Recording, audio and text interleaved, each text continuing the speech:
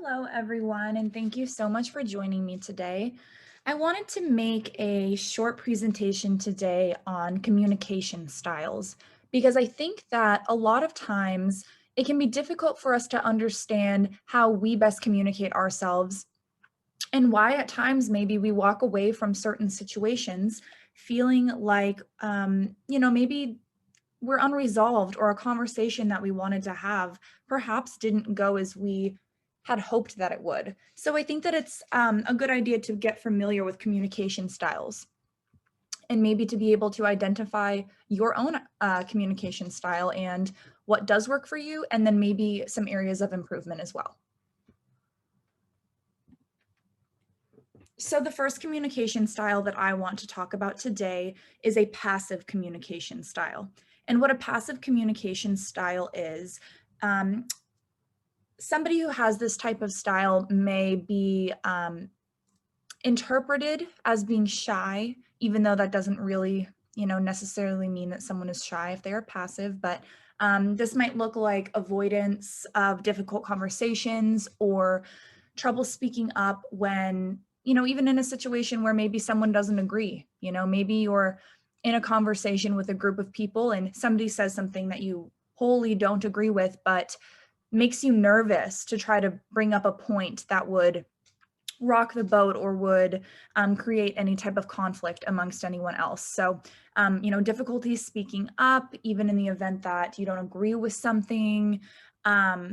Body language with passive communication is very big in terms of maybe there's a lack of eye contact, maybe your shoulders are a little bit shrugged, you're a little bit more inverted as opposed to shoulders back, chin up, very kind of ready for a conversation. Your body language can kind of demonstrate that closed offness as well.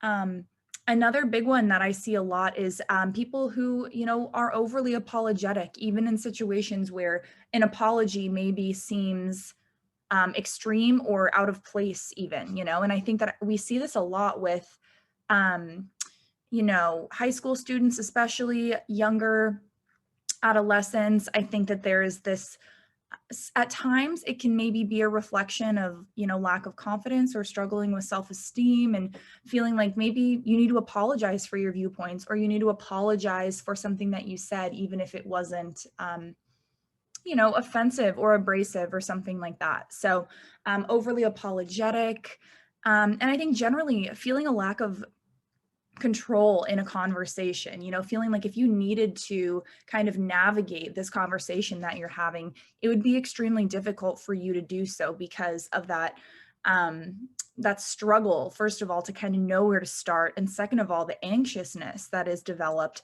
even at the thought of trying to interject in a conversation or trying to um, assert your opinion on a certain topic. So, think about if you see yourself demonstrating any of these kind of traits of passive communication while we move on to the next style. The next style that we're going to talk about is aggressive communication. And maybe you have seen somebody who demonstrates aggressive communication before. A lot of times, people with this style tend to be a little bit impulsive. Sometimes people that aggressively communicate are the volume or octave of their voice is louder, and sometimes this is kind of this assumption that the louder that you are, the better you're making your point, the more heard you will be. Um, People with this style, you may hear them say, "You always do this," or it's, your fault that this, that, or the other. So instead of it being kind of a collaborative, comprehensive, two sides to the story, if somebody is demonstrating aggressive communication, it might come across more as, blaming others for a lot of things or criticizing others' way of doing something. As well, I think that it kind of goes along with, right? If somebody is speaking really loudly, blaming others, struggles with impulsivity, you may assume that, their listening skills may also be, a struggle in terms of a productive, meaningful conversation or even disagreement, right? I think that a lot of times when we think about an argument or a disagreement, it might feel like, you know, there's just one winner of an argument, or there's just one person who gets their point in more than the other or something. But something that we want to realize is that in the event of conflict or disputes or arguments, it doesn't have to always be like that, right? I mean, the classic saying of let's agree to disagree. It's okay and honestly very productive to be able to find ways as individuals to be able to kind of digest and interpret situations where maybe we don't agree with the other person, while not purposefully trying to step on their toes or insult them or blame them for certain things. You know, it can often be a skill that we have to sort of acquire, as opposed to the last bullet point talking about confusing intimidation with being right, with winning that argument, right? So there might be a point that an aggressive communicator feels that they have just communicated themselves so clearly and that they are right and they have proven that they are right, when in reality it's possible that maybe they've just intimidated the other person in the conversation. So now we've learned about these two styles, and you know, both of them would seem to have their weaknesses. And so now, what kind of a style do we want to adopt as effective communicators? And that is where assertive communication comes in. And assertive communication is basically the idea that I can express myself adequately, appropriately, and still maintain complete composure of, you know, my behavior, my body, my actions, my words, you know, and being able to walk away from a conversation feeling like even if the other person doesn't wholly understand you, at least you were able to articulate yourself effectively. And an assertive communicator is able to use I statements. And what an I statement is, you know, on the last slide, we learned about you statements. And what an I statement is instead of saying you always forget to take out the trash, maybe instead of that, you would say, I feel frustrated sometimes when I come home and the trash is overflowing. Do you think that you could try to take out the trash more?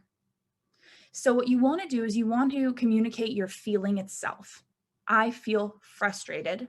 Then make sure that you communicate what is triggering the frustration. I feel frustrated when I come home and the trash is overflowing. So now you've communicated the feeling, the antagonist to the feeling, and then you're going to finish with your call to action for that person. What can they do to make that feeling diminish?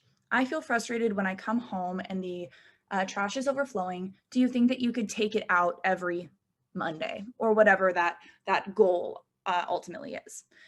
And somebody who is assertive has the ability to still listen to the other person that they are talking to.